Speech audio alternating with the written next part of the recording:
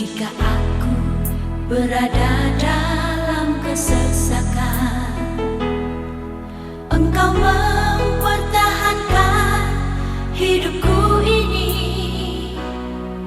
dan tangan kananmu menyelamatkan aku. Yesus akan menyelesaikan bagiku. Jika aku berada dalam kesesakan, Engkau mempertahankan hidupku ini, dan tangan kananmu menyelamatkan aku. Salam jumpa kembali saudara-saudariku. Semoga kita semua dalam keadaan sehat walafiat. Dan hari ini kita berjumpa kembali dalam renungan harian Santapan Jiwaku.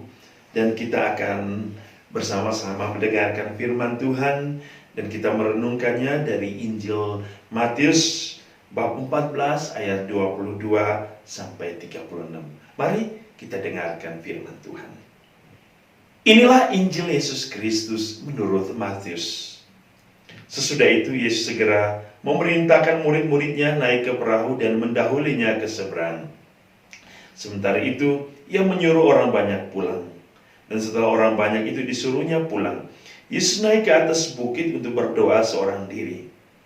Ketika hari sudah malam, ia sendirian di situ. Perahu murid-muridnya sudah beberapa mil jauhnya dari pantai dan diombang-ambingkan gelombang karena angin sakal.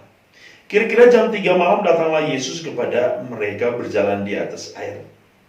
Ketika murid-muridnya melihat dia berjalan di atas air, mereka terkejut dan berseru, "Itu hantu!" Lalu berteriak-teriak karena takut. Tetapi segera Yesus berkata kepada mereka, "Tenanglah, aku ini, jangan takut." Lalu Petrus berseru dan menjawab dia, "Tuhan, apabila Engkau itu, suruhlah aku datang kepadamu berjalan di atas air." Kata Yesus, "Datanglah." Maka Petrus turun dari perahu dan berjalan di atas air mendapatkan Yesus. Tetapi ketika dirasanya tiupan angin, takutlah ia dan mulai tenggelam lalu berteriak, "Tuhan, tolonglah aku." Segera Yesus mengulurkan tangannya, memegang dia dan berkata, "Hai orang kurang percaya, mengapa engkau bimbang?" Lalu mereka naik ke perahu dan angin pun redalah. Dan orang-orang yang ada di perahu menyembah dia, katanya, "Sesungguhnya engkau anak Allah." Setibanya di seberang, mereka mendarat di Genesaret. Ketika Yesus dikenal oleh orang-orang di tempat itu, mereka memberitahukannya ke seluruh daerah itu. Maka semua orang yang sakit dibawa kepadanya. Mereka memohon supaya diperkenankan menjamak jubah-jubahnya, dan semua orang yang menjamahnya menjadi sembuh. Demikianlah Injil Tuhan. Saudara-saudari yang dikasihi Tuhan, kita mendengar hari ini kisah tentang bagaimana para murid mengalami ketakutan oleh karena deru gelombang angin taufan yang begitu dahsyatnya.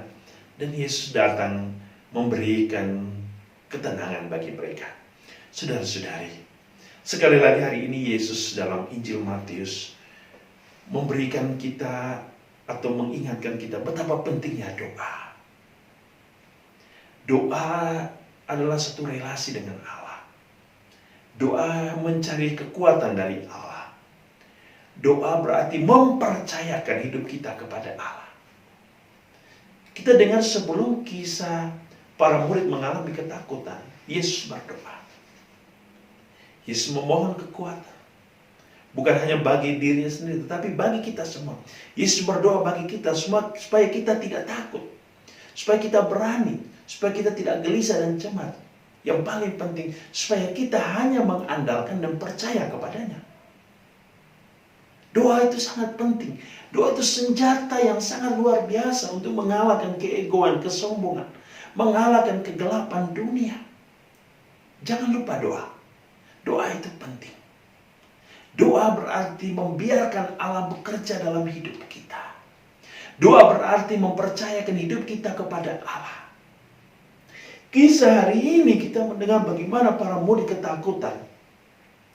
Oleh karena satu hal, mereka tidak mempunyai kekuatan untuk percaya kepada Allah.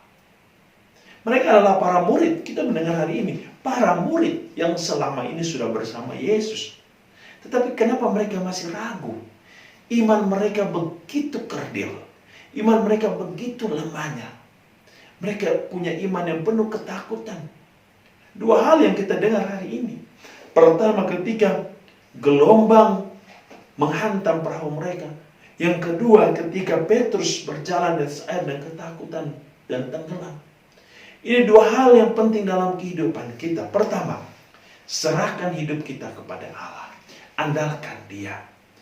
Ketakutan memang pernah terjadi dalam hidup kita dan sering terjadi. Kecemasan, kegelisahan. Tetapi Yesus mengingatkan kita bagaimana disposisi batin kita, disposisi hati kita kepada Allah. Bagaimana jawaban kita, bagaimana perasaan kita, bagaimana respon kita kepada Allah, itu hal yang terpenting.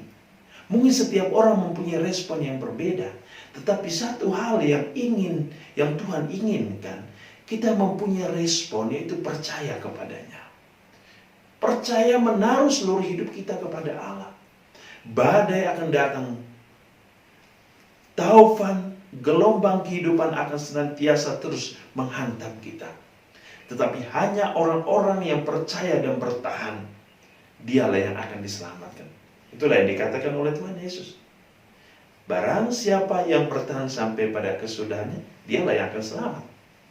Dan bagi orang yang putus asa, bagi orang yang cemas, bagi orang yang takut, bagi orang yang menyerah di tengah jalan, dialah yang akan menentukan kehidupannya sendiri.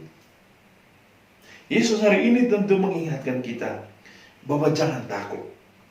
Orang-orang yang telah percaya kepadanya harusnya selalu mengandalkan Dia sebagai satu-satunya hidup kita.